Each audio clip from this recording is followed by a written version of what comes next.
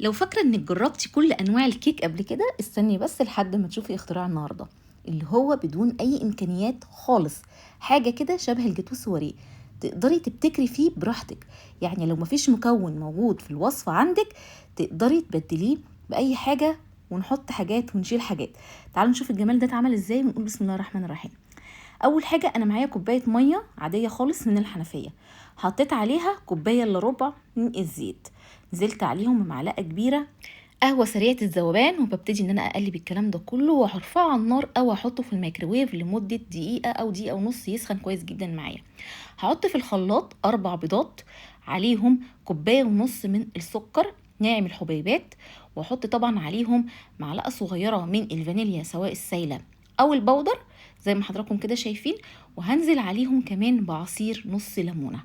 وده كده الليمون بيبقى سحر في هشاشة الكيك، يمكن احسن من الخل كمان. هضرب الكلام ده كله لحد ما يبقى السكر يدوب معاكي تماما ويبقى بالشكل ده. كده انا جهزت المواد السائله. نيجي بقى للمواد الجافه. معايا كوبايتين 2 من الدقيق، حط عليهم كده رشه من الملح، هنزل عليهم معلقه صغيره من البيكنج باودر، نص معلقه صغيره من البيكنج صودا اللي هو الكربونات يا جماعه. بعد كده هنزل عليهم نص كوبايه من الكاكاو الخام، وده انا بنخله علشان خاطر بيبقى في ساعات فيه تكتلات بالشكل ده.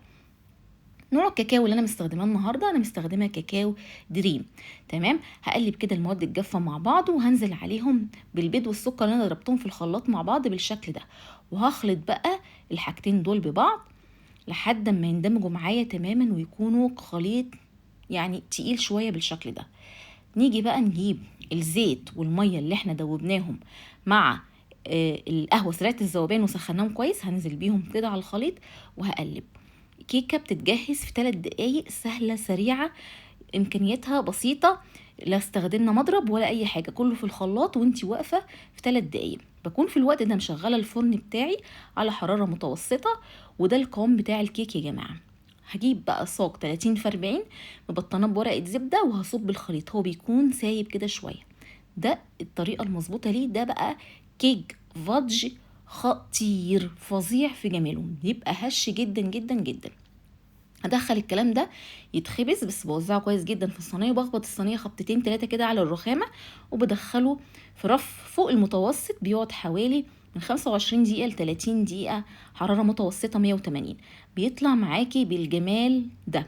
بسيبه يبرد على الرخامه، وبعد كده ببتدي ان انا اقشر القشره اللي فوق دي. لو انت حابه، مش حابه خلاص، هي على فكره مش زفره خالص يعني هي، بس انا ايه، بحب كده في بعض الاوقات ان انا اشيلها. حابه كان بيها، مش حابه خلاص. بعد كده هقلب الصاج عشان اشيل ورقه الزبده اللي انا فرشاها من تحت، تتشال معاكي بكل سهوله. وشوفوا بقى المسام بتاعه الكيك عامله ازاي، قد ايه فاتش، قد ايه مسامه جميله، كيك طري ناجح خطير. تمام. اي قطاعه، اي كوبايه، اي حاجه عندك، انا محتاجه ان انت تقطعي لي دواير صغيره للكيك ده بالشكل ده. بتتقطع معاكي، مش شرط يكون عندك قطاعه، يعني اي حاجه عندك مدوره تقدري تقطعي الكيك ده دواير. قطعي لي بقى كل الكلام ده، كل الصاج ده هيعمل معاكي كميه حلوه جدا. عايزه اقولك الكيك ريحته قلب المكان خالص، يعني ريحته خطيره. جمعت بقى كل الدواير دي، كل دايره من دي قطعه جاتوه سواريه. طبعا في بواقي، البواقي دي هعمل ايه، هاخدها كده وعلى الكبه وهفرمها. تمام. وده الكيك اللي انا قطعته. ضربت كريم شانتيه في العادي خالص، ضربه حوالي نص كوبايه كريم شانتيه بس مش اكتر من كده. ووزعت الكريم شانتيه على حواف الكيك كده. تمام. هعمل كده كل الكيك وانا سايبه فجوه في النص فاضيه. الفجوه دي بقى احنا هنحشيها. هتحشيها ايه شيماء؟ اي حاجه عندك تقدري تحشيها، صوص شوكولاته، صوص لوتس، بيستاشيو، تقدري تحشيها. انا بقى حشيها النهارده، انا حشياها مربى حليب، تقدري تحشيها صوص كراميل، مفيش مشكله خالص. وكمان ما تقدري ما تحشيهاش حاجه خالص، يعني خليها كريم شانتيه بس كده من غير اي حشوه. خلاص. بعد كده معلقه الشاي الصغيره، بحط حته كريم شانتيه كده، وبغطي حته الكراميل اللي باينه كده بالمعلقه، وانتي واقفه اكنك كده بتعملي سندوتش، فاهمه قصدي؟ يعني الموضوع لا محتاج امكانيات ولا محتاج اي حاجه خالص. وفي الكيك اللي انا فرمته من المفرفت ده، في الكبه، غطستها فيها وغطيت بيها طبقه الكريمه بالشكل ده. صوص شوكولاته، اي صوص شوكولاته عندك تقدري تعمليه. انا عملت مكعب شوكولاته واحد مع معلقه زبده، سيحتهم في الميكرويف وقلبتهم، بقى عندي صوص شوكولاته خطير. رحت كده رايح جاي بقى عندي صوص ده، رحت كده عليه اداني بقى شكل خطير. بصوا يا جماعه، طبعا في كميه تانية غير دي، يعني هو ما شاء الله عمل كميه محترمه جدا من سوريات الكيك. تقدري بقى تهدي بيها حد، تقدميها لضيوفك، هيقولوا ان انت كده ست مختلفه وست شاطره قوي. وده ايه ده يعني هيفتكروه طبعا حاجه جايه جاهزه من بره. شايفين جمالها؟ شكلها شيك جدا في التقديم.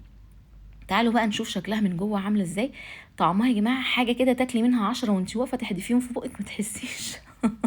بجد خطيره، لازم تجربوها. بجد بجد هتعجبكم جدا.